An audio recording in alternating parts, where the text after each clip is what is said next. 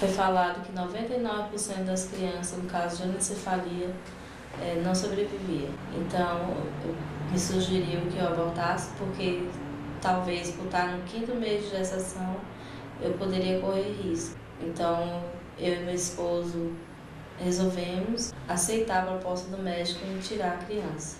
Foi aí então que começou o meu sofrimento.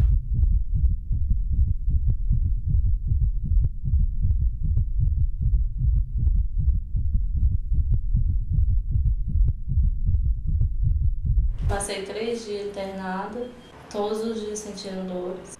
Eram 9h40 da manhã, quando me levaram para a sala de parto. Eu lembro até hoje, outras crianças nascendo no lado, recebendo a vida, e eu estava ali matando a minha vida. Ao nascer, eu senti mexendo, não quis ver. Talvez porque eu me senti uma covarde, talvez eu me sentia um monstro naquele momento e não tive coragem de ver a crueldade que eu permiti que ele estava. Autorizei fazer comigo. Lembro dela gritando: tá viva. Tá viva, a criança nasceu viva.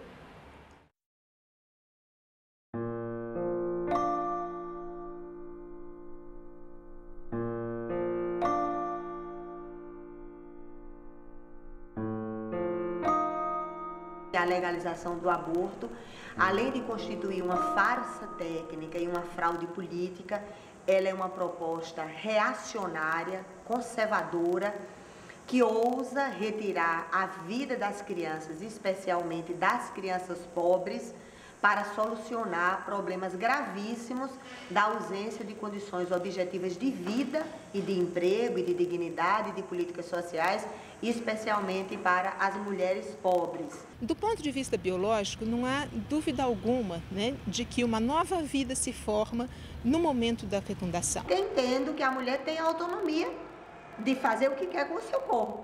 Ela não tem autonomia para definir sobre a vida de outro ser humano que ela traz dentro do seu próprio corpo. Médico, conforme a própria palavra diz, é aquele que medica, é aquele que dá remédio, é aquele que cura, é aquele que trata. Então não cabe ao médico fazer um abortamento, ou seja, tirar uma vida, suprimir uma vida, fazer com que aquela vida que surgiu acabe se terminando em um aborto, que é o resultado final de um abortamento. A área da saúde é uma área que tem que ser realmente vivenciada sem nenhum romantismo, embora ninguém tenha vergonha de ser romântico, mas ela tem que ser vista como uma área onde você preserva a vida e não transforma a vida no mecanismo de ganhar dinheiro de forma desavergonhada e mercantilista, como os promotores do aborto necessariamente eles fazem.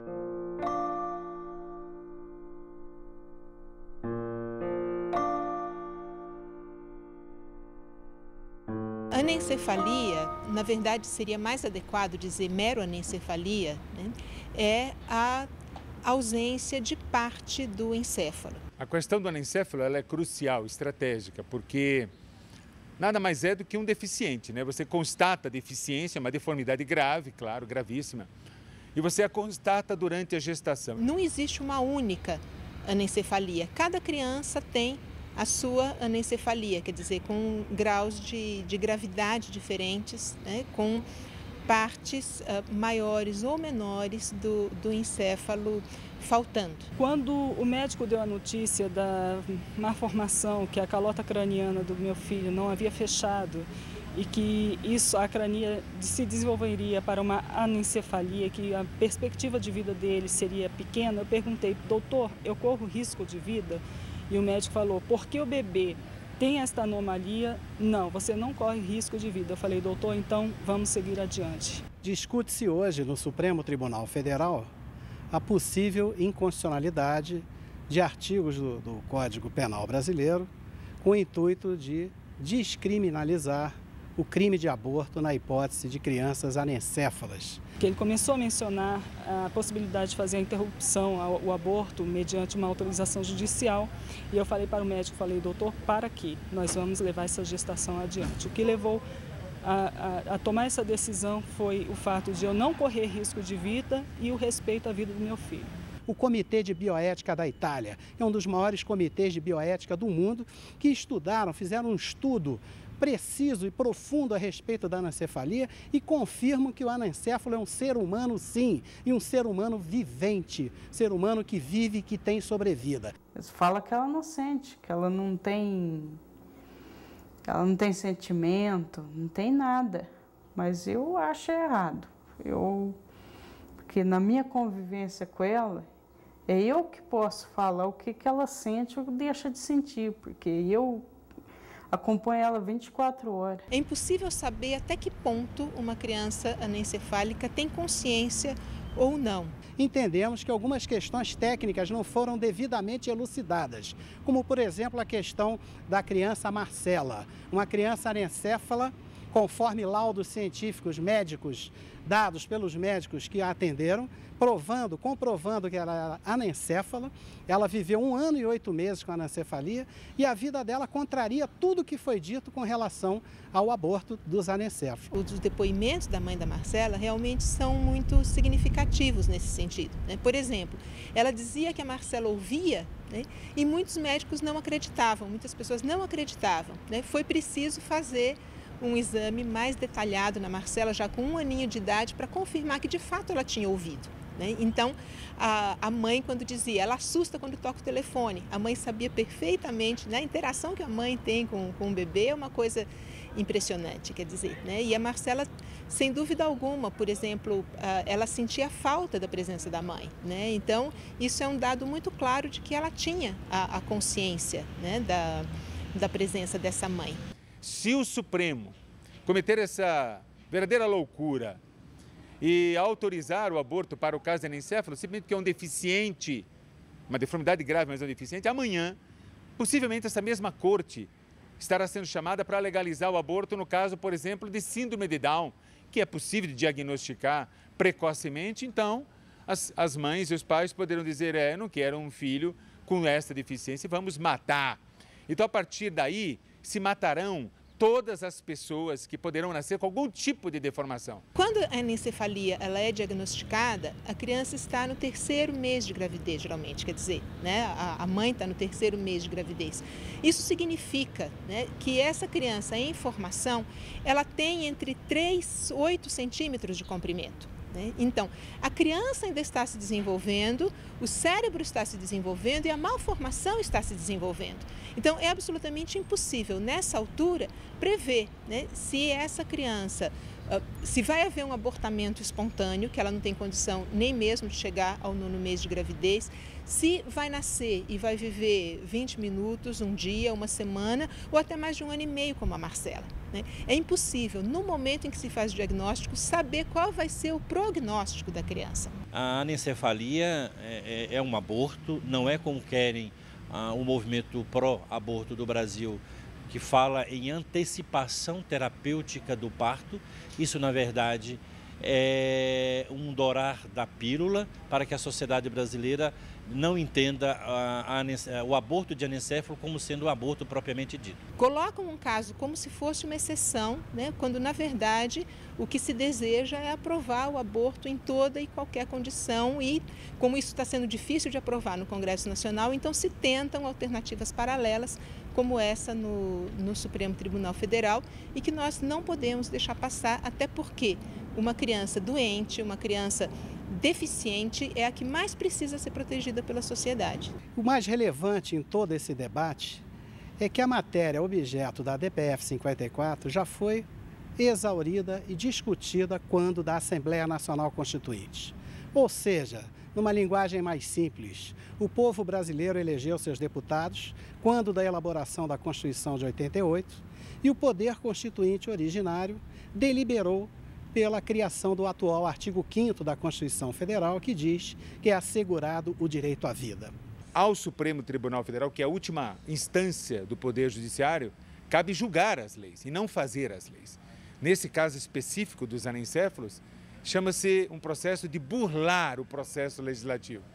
É fazer com que o Supremo assuma uma posição que não é sua, enquanto essa é atribuição do Congresso. Então entendemos que o processo ainda não está maduro para julgamento e ainda faltam depoimentos de especialistas do mundo inteiro. Ao longo de 2008 foi derrotado fragorosamente o projeto de lei que legaliza completamente o aborto no Brasil, nas duas comissões que ele tramitou. Então o Congresso está fazendo a sua parte. Nunca poderemos dar ao Estado o poder de matar. O poder de matar não pode ser dado a ninguém, muito menos ao Estado. Então seria um absurdo, um retrocesso, ou o Supremo ou o próprio Congresso fazer essa autorização. Ao Estado cabe defender a vida. Vida de preferência digna e para todos. É um direito constitucional das nações, o direito à vida. É o direito mais sagrado. Isso é uma cláusula pétrea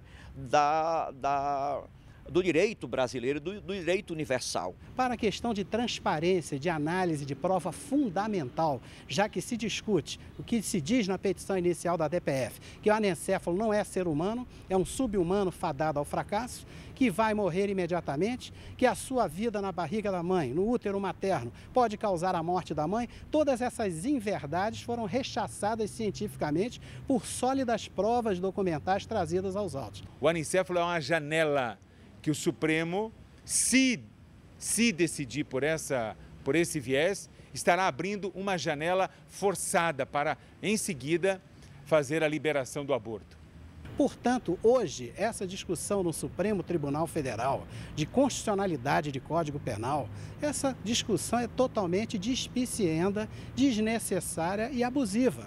E ofende a soberania popular, ofende o povo brasileiro. O povo brasileiro elegeu deputados constituintes que aprovaram a Constituição uma cláusula pétrea, uma cláusula que não pode ser modificada, que assegura o direito à vida. Mas nós estamos aqui em vigilância e eu quero pedir à família brasileira, aos homens e às mulheres que ainda amam a vida, que ainda valorizam a família, para orarem, para intercederem, fazerem suas preces, por lerem, se informarem acerca dessa cultura de morte, para que ela não se implante de uma forma oficial na nação. Uma frente parlamentar em defesa da vida ingressou com uma representação junto ao Ministério Público Federal, ao Procurador-Geral da República, pedindo que o Ministério Público analise tecnicamente a possibilidade ou não do ministro Marco Aurélio de Mello continuar à frente do julgamento da DPF 54, tendo em vista declarações dadas, atribuídas ao ministro por diversos jornais, diversas revistas, onde o julgamento já estaria sendo antecipado, o resultado do julgamento, e considerações técnicas sobre o julgamento já teriam sido feitas pelo ministro Marco Aurélio. No caso do anencéfalo, é um aborto eugênico e nós não podemos deixar de considerar isso. É típico da nossa sociedade, você vai pelo caminho mais fácil. Qual é o caminho mais fácil? Fuzilar um menino que está cheirando crack. Qual é o caminho mais fácil? Extirpar a vida quando ela ainda está no útero da mãe. Então, essa tática, né, do caminho mais fácil para facilitar a vida e a preservação dessa hegemonia desse tipo de sociedade, isso aqui não é justo.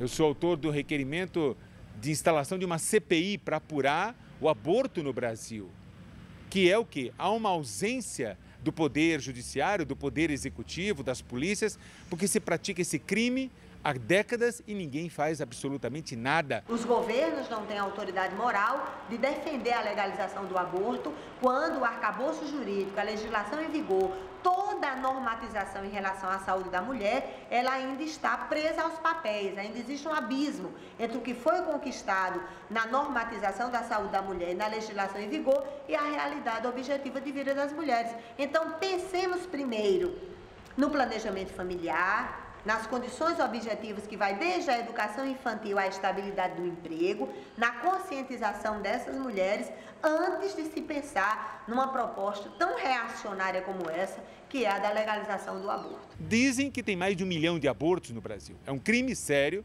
e precisa ser apurado. No Brasil, infelizmente, existem as leis, mas, no entanto, essas leis não protegem o cidadão no seu direito à vida. Os que defendem o aborto no estado do Rio de Janeiro, por exemplo, diziam que como a favela é uma fábrica de bandido, então era melhor abortar para que os bandidos não aparecessem. Isso foi dito várias vezes por personalidades importantes chefias de executivo, inclusive em vários lugares do Brasil também, no parlamento brasileiro também. Então, quando eu digo que a legalização do aborto é uma proposta reacionária e conservadora, que tenta estabelecer a redução da idade penal, promovendo a morte ao útero da mãe pobre no Brasil, é justamente porque é muito mais fácil economizar recursos das políticas públicas, das políticas sociais, que significaria resolutividade, eficácia, livre acesso para a saúde, para a educação, para a segurança pública. Ou seja, o governo teria que disponibilizar muito mais recurso para arte, cultura, educação formal, música e esporte, para impedir que as nossas crianças funcionassem como verdadeira legião de mão de obra escrava e barata dessa empresa capitalista chamada narcotráfico, que toma pelo crack crianças e jovens espalhados pelas periferias do Brasil todo. Então, ao invés de colocar recurso para essas políticas sociais, para minimizar o risco de que essas crianças estejam e essa juventude indo à violência como último refúgio, nada melhor para aqueles que defendem a perpetuação desse modelo, desse sistema, de que a vida das futuras crianças pobres, elas sejam extirpadas ainda no útero das suas mães pobres também. O poder público não está acompanhando e fechando essas clínicas que cometem o aborto, infringindo a nossa lei. Não há dúvida de que o governo atual tem uma posição pela legalização do aborto no Brasil, ainda que o presidente da República dê declarações absolutamente dúbias para a população, quando ele diz que ele é contra o aborto, mas que tem que acontecer o debate, que é um problema realmente de saúde pública. Se o governo identifica e diz para a opinião pública que 1 milhão de mulheres fizeram aborto, o que é que o governo efetivamente fez com esses 1 milhão de mulheres? O governo conversou com cada uma dessas mulheres que supostamente ele diz que fizeram a interrupção de gravidez. O governo conversou, estabeleceu mecanismos de planejamento familiar para que essa mulher não faça pela segunda vez.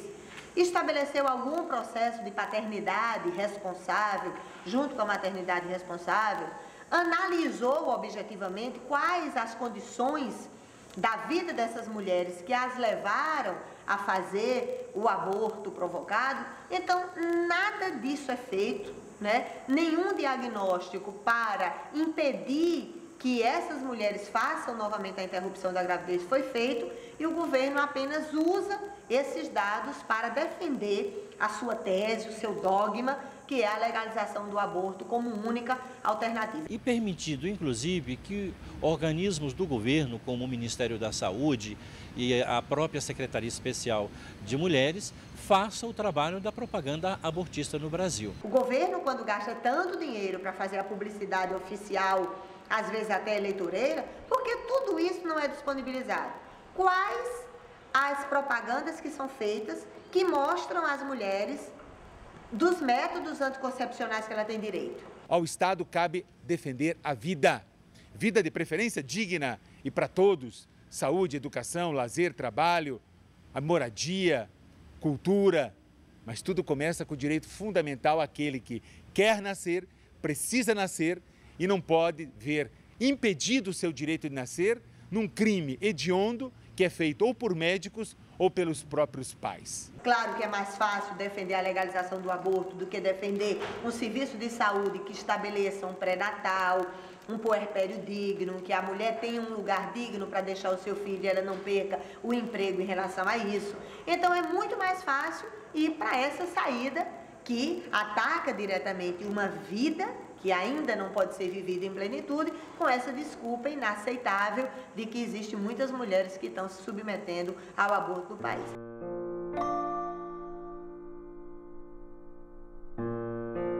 Dentro do Congresso Nacional, a existência das frentes parlamentares tem sido algo muito importante para o trabalho de articulação dos parlamentares contra a legalização do aborto no Brasil. No Congresso Nacional, passamos pelo momento mais crítico, que foi entre setembro e dezembro de 2005, quando conseguimos impedir a legalização do aborto por apenas um voto. Foi um voto porque senão o aborto hoje já seria legalizado no Brasil. As condições todas estavam dadas naquele momento. Foi quando nós criamos esta frente parlamentar, que eu tenho a honra de presidir, que hoje fazem parte de mais de 200 parlamentares.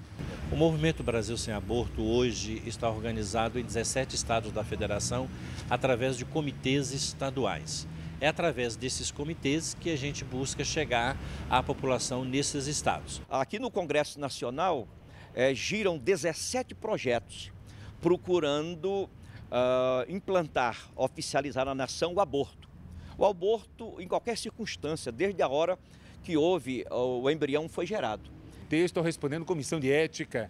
Entre uma das ações pode ser a minha expulsão no partido, porque eu defendo a vida. Nós temos mantido uma batalha insana. Nessa questão, estou pronto a pagar qualquer tipo de preço, qualquer preço mínimo comparado àquele ganho que nós poderemos ter se um dia, e esse dia chegará, onde a consciência das pessoas faça com que elas defendam a vida sem precisar que uma lei venha proteger. Além disso, o Movimento Brasil Sem Aborto, ele também atua no trabalho de conscientização, de divulgação nas escolas, buscando uma inserção na mídia nacional e buscando todos os espaços de manifestação pública. Tem realizado marchas nos estados, como, por exemplo, já o 3º ato público na cidade de São Paulo, e em outros estados também. E a nível nacional, já vamos realizar a 3ª Marcha Nacional em Defesa da Vida.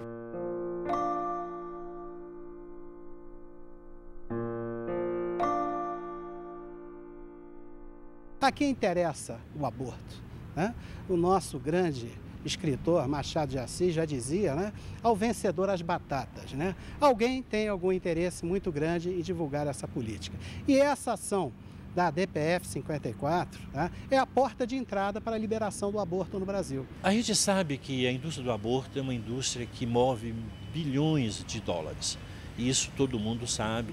E os interesses econômicos envolvidos na questão do aborto legal são múltiplos. E aí vem os laboratórios, aí vem os profissionais inescrupulosos. Aí vem não só os laboratórios nesses profissionais inescrupulosos, mas vem aqueles que montam laboratórios e consultórios e clínicas para providenciar toda essa questão. Porque diz assim, não, as mulheres morrem quando fazem aborto, então nós temos que oficializar para que as mulheres não façam aborto às escondidas, não é? Então eles querem oficializar para fazer com muito requinte, com um gasto enorme. E tudo isso é economia formal, eles querem formalizar a morte. Uma coincidência muito grande em outros países, inclusive da América Latina, existem ações semelhantes nas Supremas Cortes, pleiteando a liberação do aborto. Ou seja, há um interesse internacional em se promover a cultura da morte e se promover o aborto. A eleição do presidente Obama nos Estados Unidos significa para o movimento abortista mundial um fôlego ainda maior, porque um dos primeiros atos que ele tomou logo depois da sua posse foi exatamente de liberar financiamentos para os grupos e organismos que fazem o trabalho pela legalização do aborto no mundo. Que interesse eles têm nisso, né? Quer dizer, são interesses muitas vezes escusos, né? De diminuir população em outros países e, na verdade, a população é um bem do país, né? Isso, países que têm, né, uma população jovem, né, são países produtivos, são países que têm um futuro pela frente. Nos países do mundo onde o aborto é legalizado, Rússia, Índia, China, Estados Unidos, a maioria da Europa, se realizam mais de 50 milhões de abortos todos os anos. É um verdadeiro holocausto.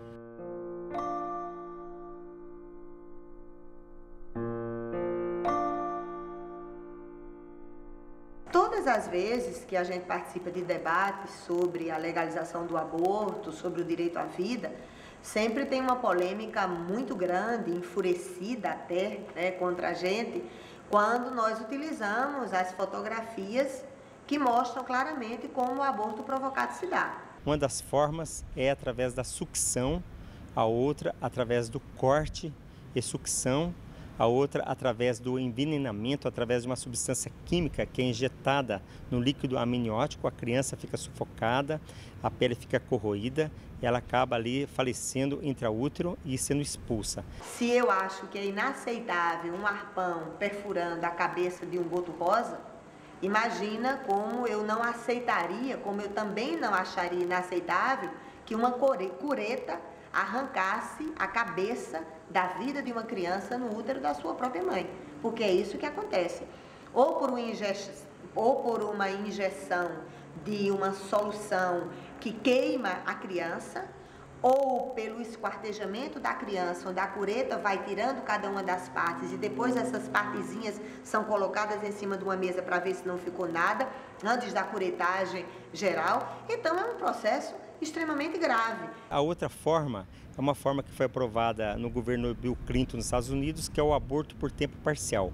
Ou seja, 1 minuto antes da criança nascer, nos Estados Unidos, era aprovado que pudesse ser retirada a vida daquela criança, fazendo uma incisão na calota craniana, aspirando o cérebro e puxando a criança pelo canal vaginal e jogando a criança ali num lixo ou para outros fins, até mesmo para confecção de produtos cosméticos. Além dos riscos físicos inerentes a essa intervenção traumática no organismo da mulher, existem os riscos psicológicos.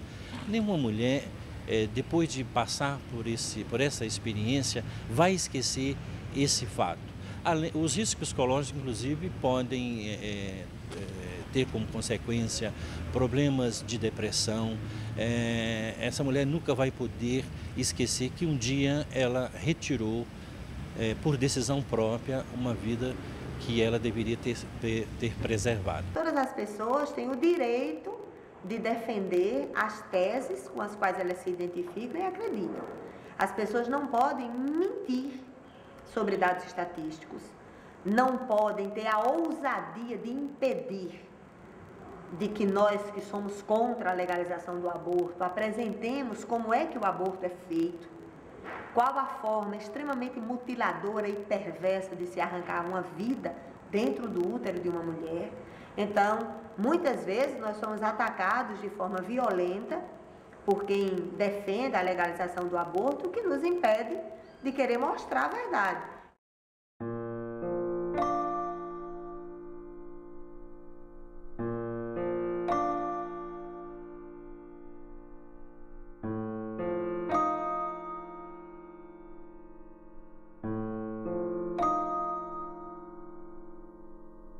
A vida, ela é muito preciosa e ela tem o seu começo, o seu meio e o seu fim.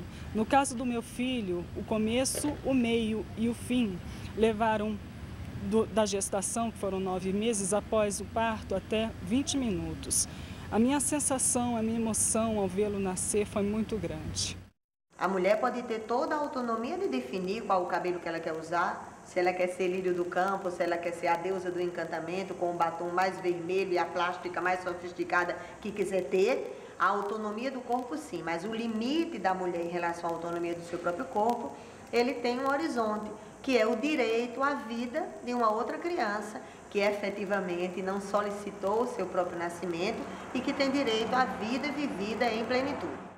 Não pode, de forma alguma, o aborto ser considerado como um modo de planejamento familiar, né? Quer dizer, o planejamento familiar é algo que se faz antes da geração da criança. A Marcela, para mim, é uma felicidade sem fim. Marcela é tudo na minha vida. Então vamos evocar os anos, os dias, os meses que a mamãe da Marcelinha teve a felicidade de tê-la em seus braços. Vamos lembrar que foram momentos felizes, ela teve a felicidade de ver o seu concepto, de ver a sua criança nascer. A gente compreende, inclusive, que seja bastante difícil para uma mãe levar adiante, né, uma gravidez, por exemplo, de um feto anencefalo, do mesmo modo que é difícil para pais que têm um filho que está com câncer e sabem que vão ter poucos meses de vida, né? Mas ninguém fala em, vamos então diminuir esse sofrimento da família já matando essa criança, né? Ninguém raciocina desse modo. Quer dizer, essa que está no ventre também, né? Pode ser que ela tenha poucos meses de vida, mas ela tem direito a essa vida, e os pais vão ter a vida inteira a consciência tranquila de ter feito por esse filho tudo que estava ao seu alcance fazer. Então, por que, se a criança é anencefala, tem que retirá-la agressivamente do ventre da mãe e destruí-la? O governo pode utilizar a legislação em vigor do país, até porque todos nós sabemos que o Sistema Único de Saúde é o arcabouço jurídico mais avançado do mundo. Existe todo um instrumental técnico, ferramentas importantíssimas da normatização da saúde da mulher de uma forma geral, que possibilitam ações concretas, ágeis e eficazes para minimizar o risco de que a mulher acabe fazendo o aborto. O Movimento Brasil Sem Aborto, ele tem como objetivo o trabalho de conscientização, de formação e da sociedade brasileira, mobilizando esta sociedade contra a legalização do aborto no Brasil. Não é moral, não é legal e é o crime mais hediondo que é cometido na Terra atualmente. Não se desesperem. As mães que estão esperando um bebê anencefalo, mães, não se desesperem. Vocês vão ver, por pior que seja a situação, é muito melhor para a sua saúde, talvez até mesmo para a sua sanidade mental, você ter este filho, porque as consequências decorrentes de um aborto podem levar a você depois não realizar o sonho de ter outros filhos. É uma experiência que vai ficar para sempre na vida desse casal, né? A experiência de ter acolhido, de ter amado esse filho, de ter dado a ele todo o amor que era possível a eles dar, né? Ou a dura experiência futura de lembrar que eles recusaram a esse filho a pouca vida que ele tinha. Eu queria clamar a esta nação que ouça o nosso grito, que preste atenção ao nosso apelo e não ajude a promulgar esta cultura de morte.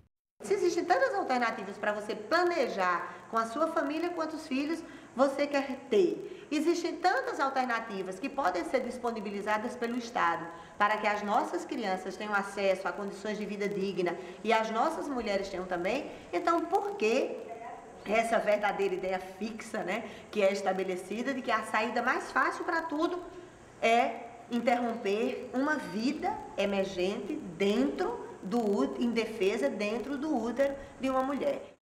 E é importante que todos saibam que o aborto terapêutico muitas vezes ele é confundido com aborto eugênico. Aborto eugênico é um aborto quando uma criança ela está com má formação, com alguma deficiência. O aborto terapêutico é quando a mãe corre risco de vida. Se eu fosse muçulmana ou judia, ou budista, ou agnóstica, ou ateia, ou cristã, como eu sou, independente de qualquer coisa, eu defendo a vida, não é por uma concepção religiosa, é mais por uma questão espiritual, porque eu entendo que tem uma vida, que tem o direito, né, de ser vivida em plenitude após sair do útero da sua mãe. No mundo jurídico, nós chamamos isso de neofeudalismo jurídico. É a invasão da soberania nacional, com a tentativa de aprovação de teses através de políticas internacionalistas. Então, estamos diante de uma questão de soberania nacional, inclusive. Se a mulher tem a possibilidade de ter um acompanhamento na gestação, se ela tem a possibilidade de um lugar digno para que ela possa colocar o seu filho onde ela estiver estudando ou ela estiver trabalhando, se ela tem as condições objetivas dignas de vida, com certeza é quase que impossível que a mulher pense em promover o aborto e tirar a vida de uma pequena criança que está lá dentro do seu útero. Valeu muito a pena esses 20 minutos para mim. O médico, no momento, queria me sedar. Eu falei para o médico, doutor, não me cede, eu não quero sedativo. Por favor, não me dê sedativo. Eu quero acompanhar o parto inteiro. No final, quando eu fiquei muito emocionada, que eu vi meu filho, falei, meu filho, a mamãe te ama muito, que era só o que eu conseguia falar. Ele falou, você quer um sedativo agora? Aí eu falei, agora eu quero. Agora sim o senhor pode me dar o sedativo. E assim eu dormi. Quando eu acordei, meu filho já não estava mais com a gente. Meu marido, vendo a minha emoção no momento, me acompanhou, procurou evitar ficar perto do bebê, que é uma coisa que ele sempre faz quando nasce algum filho nosso. Ele acompanha o bebê, mas como ele viu que eu fiquei muito emocionada, ele procurou ficar comigo e foi o tempinho que o sedativo fez efeito, ele saiu e quando ele saiu, ele já pegou os últimos momentos do Felipe, que nasceu, viveu 20 minutos e isso foi no ano de 2003. E talvez 15 minutos era o máximo de sobrevivência para ele. Mas eu me pergunto, em 15 minutos, quantos eu te amo eu podia falar para esse meu filho?